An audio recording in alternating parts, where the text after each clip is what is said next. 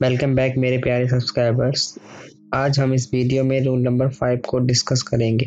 अगर आपने अभी तक पिछले 4 रूल्स को नहीं सुना है तो उन्हें भी सुन लो, क्योंकि किसी महान आदमी ने कहा है 10% is idea, 90% is the execution.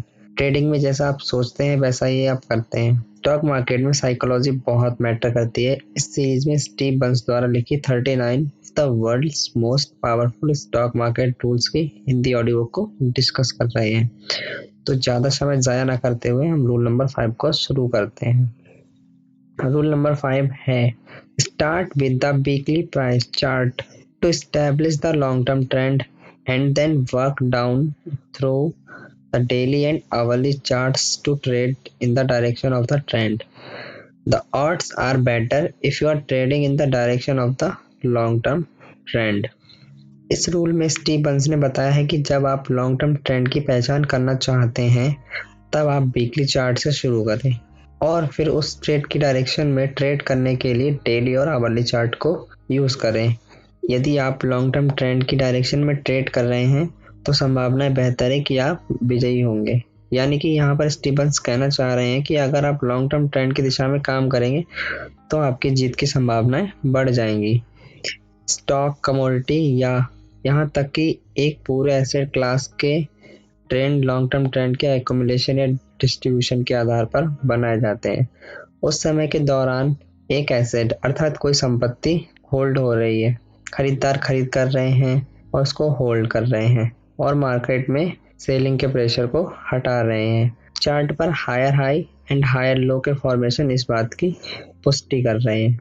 इस एसेट को खरीदने के लिए उच्च कीमतों की ज़रूरत होती है, क्योंकि एसेट के करंट होल्डर्स एसेट को बेच नहीं रहे हैं और मौजूदा मार्केट डिमांड के लिए आपूर्ति को कम करते हुए बाजार से इन्वेंट्री को हटा दिया है।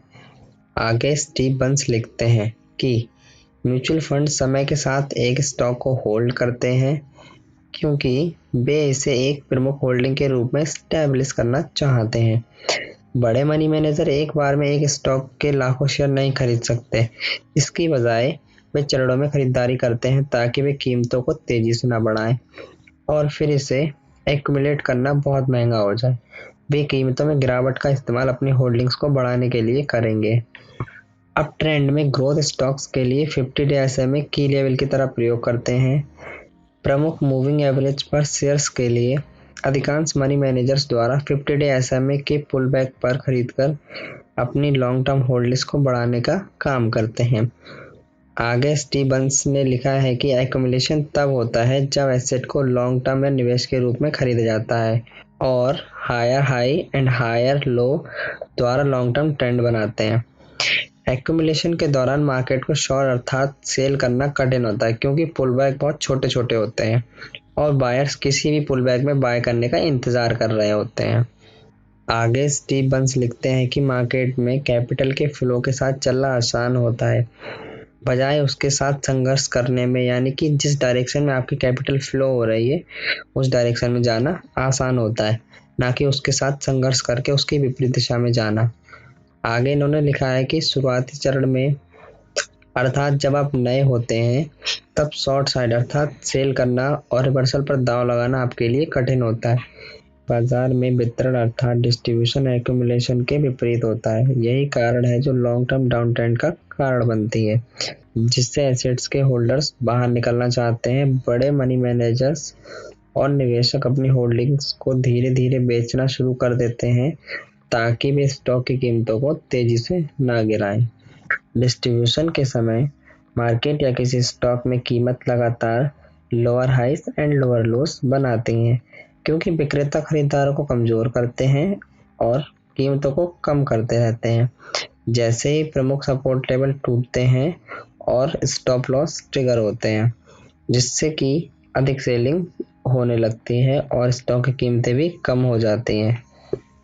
डिप बायर्स सेलर्स के साथ कीमतों को कम करने के लिए मजबूर हो जाते हैं और शॉर्ट सेलर्स सेलिंग प्रेशर को ऐड करने का काम करते हैं।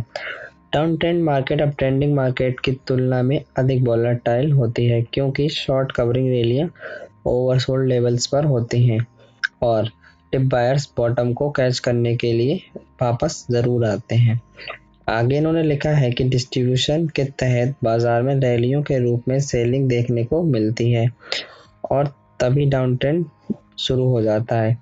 आगे ये लिखते हैं कि डाउन ट्रेंड में कुछ रिवर्सल्स प्ले किए जा सकते हैं, लेकिन डाउन ट्रेंड के दौरान बाय करने की कोशिश क्विक ट्रेड्स वाली होनी चाहिए, क्योंकि आप लॉन्गर टर्म ट्रेंड और फ्लो ऑफ कैपिटल के अगेंस्ट जा रहे होते हैं। आगे स्टीव बंस ने बहुत अच्छी बात लिखी है कि आपने अक्सर देखा होगा कि जैसे ही कोई स्टॉक किसी अच्छे सपोर्ट लेवल को तोड़ता है तो वो स्टॉक बहुत तेजी से गिरता है, क्योंकि लोगों ने सपोर्ट पर अपने स्टॉप लॉस को लगाया होता है। स्टॉप लॉस ट्रिगर होता है तो एकदम से सारी पोजीशन सेल होने लगती हैं, जिससे कि स्टॉक बहुत तेजी से गिरता है। आगे स्टीवंस ने लिखा है कि मार्केट को लॉन्ग टर्म अप ट्रेंड में जाने के लिए एक्यूमुलेशन की आवश्यकता होती है और लॉन्ग टर्म डाउन ट्रेंड में जाने के लिए डिस्ट्रीब्यूशन की आवश्यकता होती है। प्राइस रेंज तब बनती है जब मार्केट में ट्रेड हो रहा होता है और वर्तमान होल्डर्स और एक्टिव ट्रेडर्स ने प्राइसेस में लिमिट स्टैब्लिश कर रखी होती है कि वे कहां पर बाय करेंगे और कहां पर सेल करेंगे। लॉन्ग टर्म के लिए शेयर बाजार में तेजी का रुख है, क्योंकि म्यूचुअल फंड्स के खरीदारों, सेवानिवृत्ति खातों, कंपनी बायबैक और निवेशकों की मांग है।